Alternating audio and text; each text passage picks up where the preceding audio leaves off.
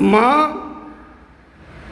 இன்று 29/8/2025 வெள்ளிக்கிழமை சரியான ராகு காலத்தில் அமெரிக்காவிலேருந்து வந்திருக்காங்க உன்னுடைய பூஜையை பார்க்கறதுக்கு.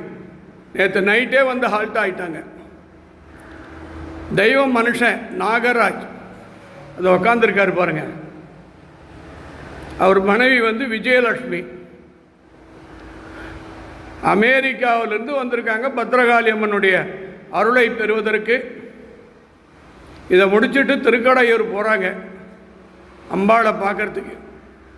இன்றைக்கி உலகத்தில் பார்த்து கொண்டிருக்கிற அனைத்து நவசக்தி பக்தர்களுக்கும், முப்பெரும் சக்தி பக்தர்களுக்கும், நவலிங்கேஸ்வரர் பக்தர்களுக்கும், உலகத்திலே பேசும் தெய்வமாக விளங்கும் பத்ரகாளி அம்மனுடைய திருவுருளை பெறுவதற்காக நான் வந்துட்டேன்டா.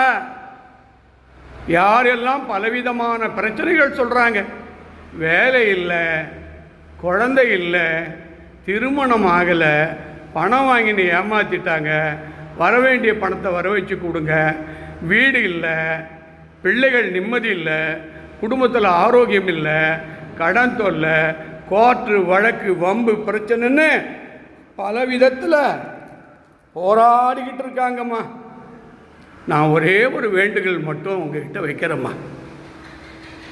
நான் உங்கள் எல்லோருக்கும், ஆன்மீக பக்தர்களுக்கும், பத்ரகாளி அம்மனுடைய பக்தர்களுக்கும், நவலிங்கேஸ்வரர் பக்தர்களுக்கும், இந்த நிகழ்ச்சியை பார்த்து கொண்டிருக்கிற அனைத்து இன்ஸ்டாகிராமுடைய நண்பர்களுக்கும், ஃபேஸ்புக் லைட், இன்ஸ்டாகிராம் லைட் அத்தனை பேருக்கும் நான் துணையாக இருப்பேன்டா. கிருஷ்ணகிரியிலேருந்து 2 பேர் வந்திருக்காங்க. ஒவ்வொருத்தரும் நான் போன வாரம் வேண்டினேன். 100 ரூபாவில் 2 பேர் அனுப்பிச்சிருக்காங்க.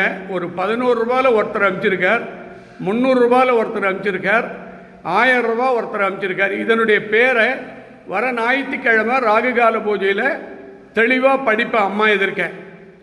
ஆகவே சும்மா வாயில் கேட்டனா நடக்காதுங்க.